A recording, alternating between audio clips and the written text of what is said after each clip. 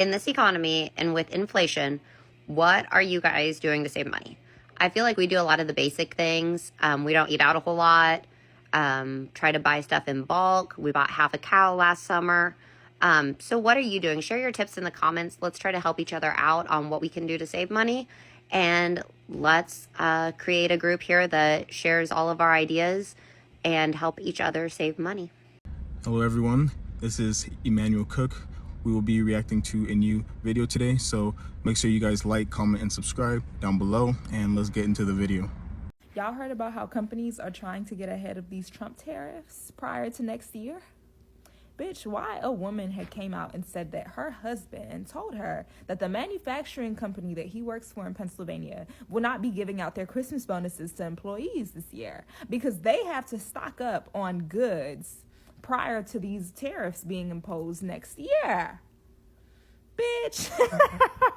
Ain't that a bitch? Oh my God. So basically, U.S. businesses are going to have to pay these tariffs, not foreign countries that are sending these goods to the U.S. So you think that businesses in the U.S. are going to keep their prices the same if they're paying more for these goods and materials? Huh? They're not. So what does that mean for us? That means higher costs for shit that we need or want. Better economy, my ass. Am I living in a different universe? Like, my husband works full time and then he mows lawns on the side for extra money for our family because of how crazy tight it is and how bad inflation is. I just went to the store, Aldi. I went to the cheapest store possible to get a grocery haul for a family of 5. And granted, I got like snacks, meat, dairy, all of it, right? It was a haul.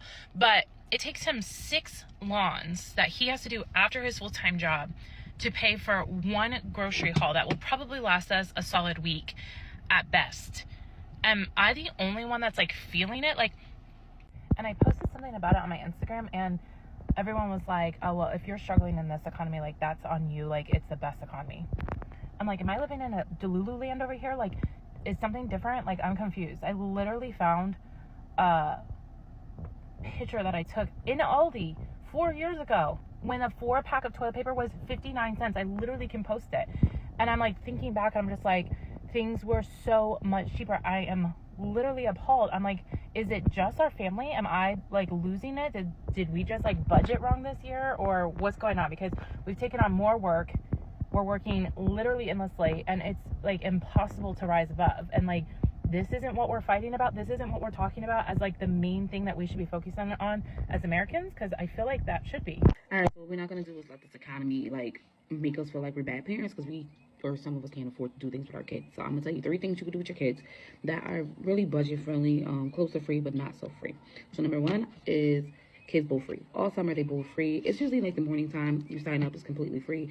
For them to bowl, they get 2 games, but one thing is you do have to pay, I think it's $1 for the bowling shoes. Number 2, if you have kids between the ages of 5 and 12, Home Depot does, you check your local Depot, but they do the kids workshops, which are completely free. You just gotta sign up ahead of time because they fill up quickly. And they get to build whatever they're building for that week, that month, first Saturday of every month. It's in the morning, and then they get an apron, and then they also get pins that go with whatever they built. So that's number 2. And if you have older kids like I do, I have a 12-year-old, and, Home Depot may not be for him, and bowling is for everyone. But number 3 is movies. Now, we do have movies every Tuesday. They do movies for $6. Now, I know in the summertime they go cheaper for like $2, but I have a Disney Plus and all that stuff. Those little $2 movies we can watch at home. The new movies that come out, they can actually watch those for $6. So if you got a membership, you get it for $6. There's no membership, you get it for $6.50. I have a membership, so I pay $6. A great time, less than $10. Take your kids out. Please take your kids out this summer. Let them enjoy. The economy is bad. Please don't make your house bad. They don't want to be in a house all summer. So those are some tips. Honestly, this economy and this generation is going to stop sending money to people and their relatives that are in other countries. I'm just like, I ain't gonna lie, grandma, nephew, niece, or whatever. I'm gonna need that $100, man. You know what? You're gonna have to go check Indeed, man. Like, there should be some other places 10,000 miles down from fucking Florida. Can't believe how much my groceries have gone up. I know everyone keeps talking about it. I just went to Coles to get 5 things, just some treats. The kids are all having a sleepover at Nan's. I thought Hubby and I could have a few little things. But even the Coles ice cream, which I'm obsessed with, gone up $1 from one shop to the next. So things aren't just going up like they used to by a few cents here and there. They used to like make the packaging, maybe it'd be 120 grams and then all of a sudden it'd be down to 110 grams. Now they're making things smaller and they're increasing it by dollars, not cents. How are people doing it? Tell me what your secrets are to cut down your groceries, cut down electricity, water bills, all those things. Now, we are a pretty blessed family. My husband has a full-time wage. I'm earning money. I've got a side business that I do. I've also got this stuff I've been doing online that's getting pretty successful. But what's your secrets in cutting down these bills that are getting ridiculously high? Your mortgage is going up, groceries, electricity, water, everything's going up. What's your secrets? If you are someone that's thinking maybe you need to start and look at a second income, then reach out to me and let me give you a hand, because I have found ways that do work and don't work. So I might be able to make it a little bit easier for you as well. So reach out, hit the follow button, and I'll help you with that. And tell me what your secrets are as well for this cost of living crazy crisis we're in. I remember when I used to be so broke with me and my family that we couldn't even afford food.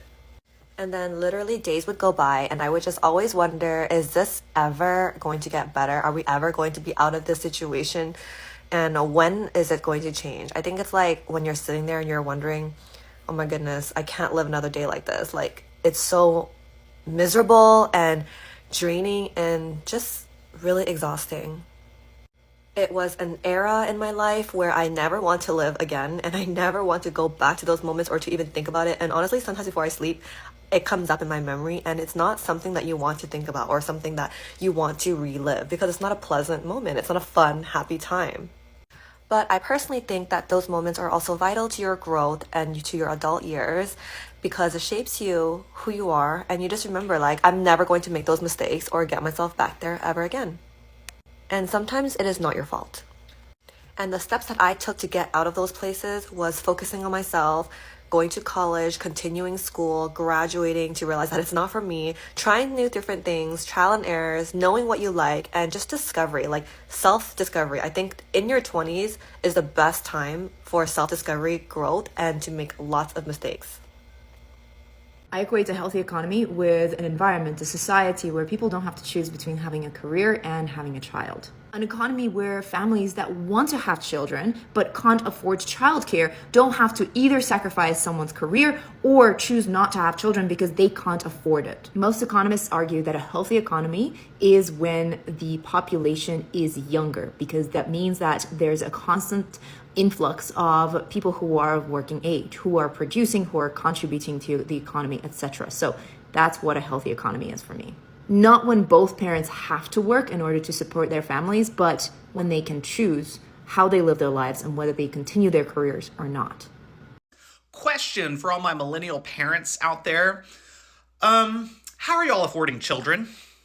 See, my wife and I are 31. We want to start a family this year. That was the plan anyways.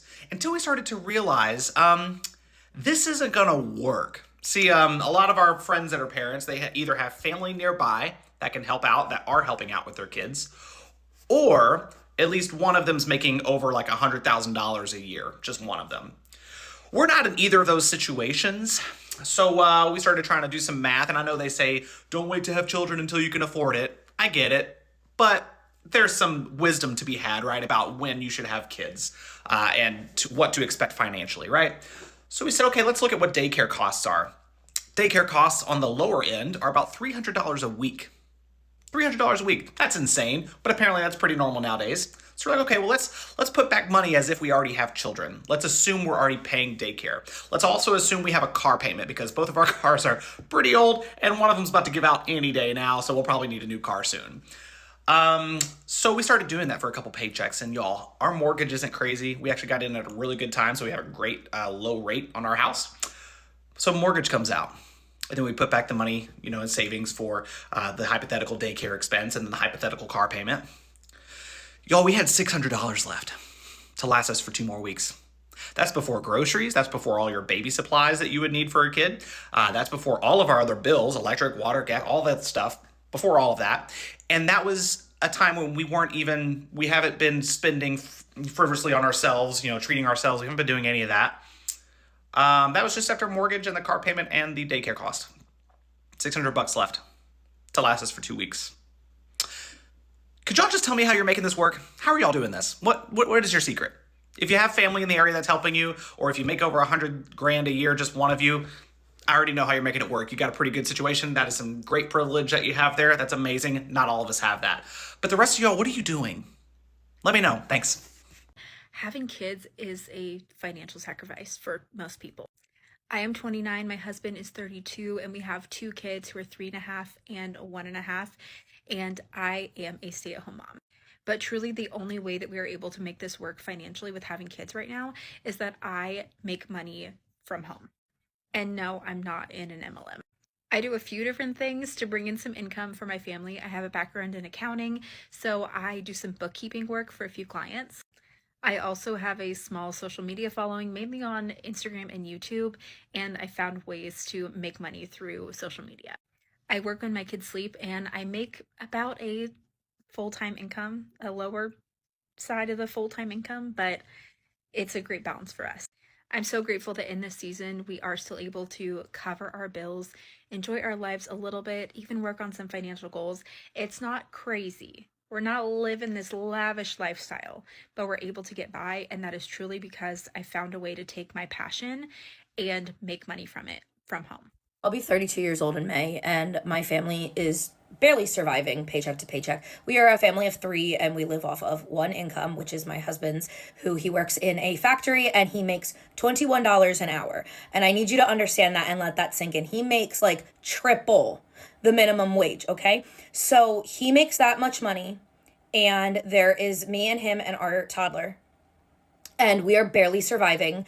I have to literally stop paying certain bills. I'm a month behind at all times on my mortgage. I have all these late fees. My electric bill, I literally just have to stop paying. My credit card bill is always late, and it's like I literally have one credit card, and it's got a $2,000 limit, and I can't pay it off. I can't pay it down. I've had to use it to pay bills, and all that. And I say all this to compare it to when my mom, when she was 32 years old, in 1998. She owned a house, she was married, she owned a car, she owned her own business, which she ran out of her house. And this was not like something she made a shit ton of money with. Like, this was just like a basic ass income with her embroidery business. And then my dad was a manager at a grocery store, and not like a head manager. Like, he ran the dairy department. Like, he only ran a single department. And they sent both their kids to Catholic school, which means they paid 2 tuitions. And like, we had enough money that like, this is when I was little, by the way, like we were able to afford to do things and go out to dinner and get pizza every Friday night. And like, we lived a basic, normal, middle-class life up until my parents split. But my point is that like, they were 32 living so fucking comfortably on these normal ass jobs. Like, my mom went to college and had a degree, but that's not what she was doing. My dad didn't go to college. Like, and now here I am, and my husband works a blue collar, basic ass job, and I'm a stay-at-home parent out of necessity, not by choice. We're barely making ends meet. What, like, the change that has happened in 30 years is fucking insane. And when you try to tell them this and you try to explain this to them, it's just the like, oh, I struggled at your age too. No, you fucking didn't. No, you didn't. And you guys had safety nets of social programs and your own fucking parents. Like, we have nothing. We have nothing. A quick reminder, please remember to like, comment, and subscribe down below, and let's continue the video. I am a stay-at-home mom to 4 kids, and I wanted to share how I'm able to stay at home in this economy. So the first thing, and one of the biggest things I feel like, is a car payment. We do not have a car payment, and if we want to buy a car, we save up for it and pay for it in cash. It absolutely blows my mind that people pay $300 to $800 a month for a car payment. The next thing is grocery shopping. I do not buy sodas, pre-packaged food, snacks, junk food. I skip all that. Also, for grocery shopping, chicken is what I buy the most of for our meat. I would say probably about 85% of the time I'll buy chicken, and every once in a while I'll buy something else, but it saves a ton of money. Next is shopping for anything. I thrifted. So his whole outfit, thrifted. Our kitchen table or our dining room table, our light fixture, this, everything thrifted. I either thrift 90% of our stuff or get it from a discount store. We do not go to the salon to get our hair done, nails done, eyebrows done. I maybe get my hair done once every few years. I do my nails at home, and I don't go do my eyebrows or eyelashes. My husband, his mom used to cut his hair, but I have cut his hair the past few times. We do not go out to eat every single day. This may have to stop as the kids are getting bigger, or we may have to limit the amount of times we go out to eat. But right now we do go out to eat about twice a week. And one way we still save money by doing that is we don't get our kids their own kids meal, their own plate. We let them eat off of whatever we're having. Or if we go to somewhere like a fast food restaurant where you can't do that as easy, we buy a larger meal and then split it. So like we'll buy a 12-piece chicken tender and then split it and get a larger fry and split it rather than everybody getting their own meal. Next is, I know a lot of people love to do this and go get a coffee or multiple coffees a day, but we cannot afford that, and it's healthier if you just make it at home. So only on special occasions do we go and buy a coffee. My husband fixes the majority of our things. Our car needs fixed, my husband fixes it. We have something wrong with the house, my husband fixes it. My husband is pretty handy and can fix almost anything, so that is helpful, but it saves a ton of money. One way that I help bring in a little bit of an income is every time that I go thrifting for their clothes, something for the house, I try to find something to buy to resell. And so that helps offset the cost of whatever I just bought. The last way that I bring in a tiny little income is content creation. I have a tiny following on Instagram, and I get paid for a few brand deals, and mostly the majority of that is being gifted stuff, which has been such a blessing for our family. I've gotten a ton of baby products, toys, clothes, stuff like that, which adds up and really does help. I have 4 kids, and whenever somebody finds out, their number one question for me is, how do you afford it? And they're not typically asking how I afford things like groceries or my house or even the kids' clothes, which are all incredibly expensive. But they are wondering how I afford childcare, after school care, summer camp, or even just extracurricular activities, because everything is so expensive. And so for context, I'm gonna break down the cost for you right now. My 2 youngest kids are in full-time daycare. One is almost 4 and one is over 2 years old. So it's like a pre-K program and a toddler program. That is $3,000 a month, which is actually like a pretty good deal here in Massachusetts. Then my older kids are 6 and 7, so they're in public school. There's this weird idea that once they hit public school, the cost just like disappears. It does not, okay? On average in our town, it's anywhere between $40 to $50 a day for after school care. That's 2.5 hours of care, okay? And where we go, it's a little over $40. So we're spending about $2,000 a month on after school care. So all in, that's $5,000 a month for after school care, daycare for our kids. So $60,000 a year. But that does not even include summer camp, right? Summer camp for us this summer was just shy of $7,000 for the 2 kids. And we go to a more affordable summer camp because in this area, the cheapest is like $350 a week and the most expensive far exceeds $500 a week. And that's if you don't need after camp care or before camp care, because that adds to the price, right? And so when people ask me, how do you afford to have 4 kids? They're not asking just about everyday things. They're wondering about childcare, because most homes in our country are dual income homes like mine, and we need things like childcare and summer camp. And this is why most people are opting to have 1, 2, or no kids at all. It is so incredibly expensive. And then you do things like extracurricular activities, which adds up too, right? My toddler does toddler gymnastics with me because I want her to do things outside of daycare, and her sisters also do gymnastics. Each girl is like $100 to $150 a month for just like a basic 45-minute gymnastics class. My son does Taekwondo, which he absolutely loves, but the cost just keeps going up. It is now $165 a month for Taekwondo. That's 2 classes a week, and then every time they earn a new belt or anything like that, they just charge you like $30 to $50 for the new belt or whatever it might be. It is insanely expensive to raise kids these days, and obviously most of us, or I do at least, I want my kids to have things like extracurricular activities. I want them to be able to do things like that. And it's funny because people will be like, $60,000 a year, that's insane. You should just quit your job.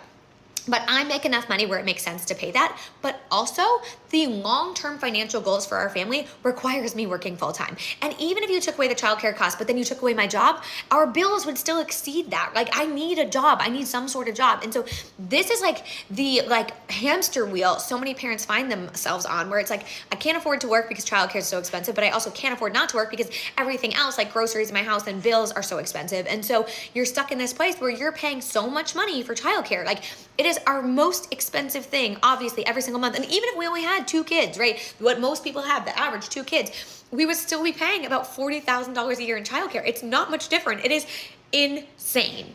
How are people affording life? I have an answer for you. I make $100,000 and I live in rural Mississippi. I moved from Seattle, Washington, where $100,000 is not enough to live, to rural Mississippi, where it's more than enough to live. Some people, if you have the means to move, you gotta move. You gotta do it.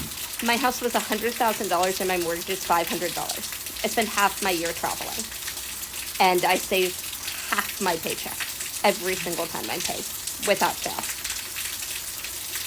I know it's hard to leave home. I know it's hard to leave family. I did it too. I know it's expensive, the initial uptick to move, but the quality of life difference you will have when you are not constantly looking at how much money you're spending and your mortgage is only $500, that's how people are affording life right now. We are a family of 4. We live off of a single income, and I am going to talk about our budget and what we do to save money. A little bit of a backstory. My husband was laid off from his job in January, and then we just recently adopted my little sister, who is 17, and then we have a 2-year-old daughter, just to kind of give you reference.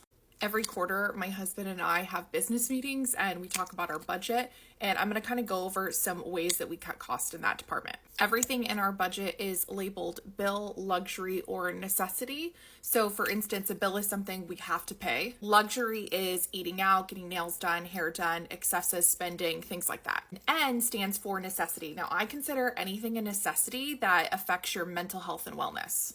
For me, that's the gym. For my husband, it's cooking and it's comics and video games and whatever keeps him sane and happy. Doing this, it allowed us to really see where the bulk of our money was going. And no surprise here, it was going to unnecessary luxuries that your girl just didn't need.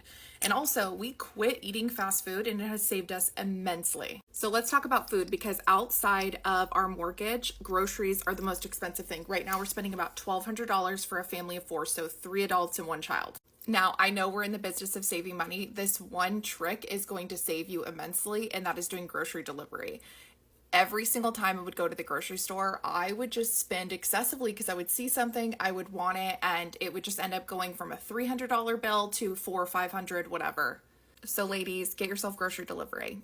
We also plan all of our meals, and surprisingly enough, Walmart has this option on there where you can hit recipes and add everything to cart. We do that all the time. Amazing food, and it helps us stay in budget. We also started a vegetable garden, and we got rid of our nanny. And choosing to part ways with childcare and having a nanny was really difficult because we loved our nanny, but my husband is a stay-at-home dad now. So we just really focused on using that money, which was $30,000 a year we would pay her, and that wasn't even like full time. We used that money for activities and different things to grow my daughter, like academically, mentally, stimulate her, do all of those things. Like we have a membership to Sea Life Aquarium, the zoo, all those kinds of things, because that is something we will not compromise on, and that's her education. I currently drive an older car, and I'm lucky because my company pays for it. We just got rid of our second vehicle because we're trying to make room for Jaden. So there's a lot of things that we just don't spend excessively on, like car payments. I go to the dollar store for a lot of our cleaning supplies. We thrift a lot of clothes, and I don't buy anything big or excessive unless I've sold something in my house to replace that cost, or at least to go towards girl math. And after that's all said and done, we have about $1,000 to either put into savings or put back into our family. For instance, I love doing nice things for my sister and for Remy and my husband, of course. And so it just depends on what makes the budget. And then last but not least, we do have content creation. And don't get me wrong, I do make a substantial amount of money doing that, but I actually haven't touched a single dime of that. It goes straight into the business account, and we're not going to. That is going to go into an account that we save until we absolutely need it. Now, I'm not going to sit here and act like I am the most financially literate person ever, but what I will say is that I like to shop and I always have, and then I recognized that it was a little bit of a trauma response. So once I got down to the nitty gritty of why I was overspending, I was able to really pull back a lot and be able to make my husband a stay-at-home dad. And we're not only making it, but we're doing great. And I feel really grateful for each and every one of you guys who follows me.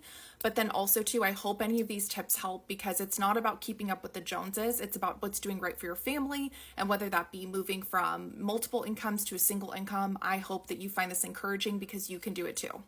I've got to know how all of these people I went to high school with are affording to have like multiple children right now.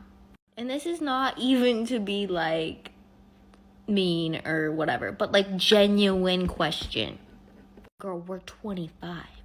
Eggs are $10. My rent just went up $300. And that was like detrimental to my finances. And you're on child number 3? Where is the money coming from? Like, mom and dad have to be helping, right? Or you have like 7 credit cards and are just in insane debt. Because the way I see people just popping out babies in their mid-20s. Like, my Hulu subscription went up, I was like, fuck. It went up $2. I'm about to be 25 and I have 3 kids. So the first part is where I'm probably going to get the judgment, and that is the fact that we did not get married when we were having kids, because I qualified as a single mom, which meant I got state health care, which meant my first kid cost me $500 to birth and my second 2 were free. Now I saw a lot of comments saying, oh, they live off the government. We don't get any type of assistance other than that medical that we used to get. But we strictly just budget is what it comes down to. I don't work because I would only bring home like $100 a month after putting 3 kids in daycare. But we have all our bills written down and we go through how much. His checks are pretty steady, and he does have a fairly good job. And we just stick to our budget. We also are able to still put stuff into savings for that. Not a whole lot, but it's doable. I appreciate you guys watching the video today. Please make sure to like, comment, and subscribe down below, and I'll see you guys in the next video.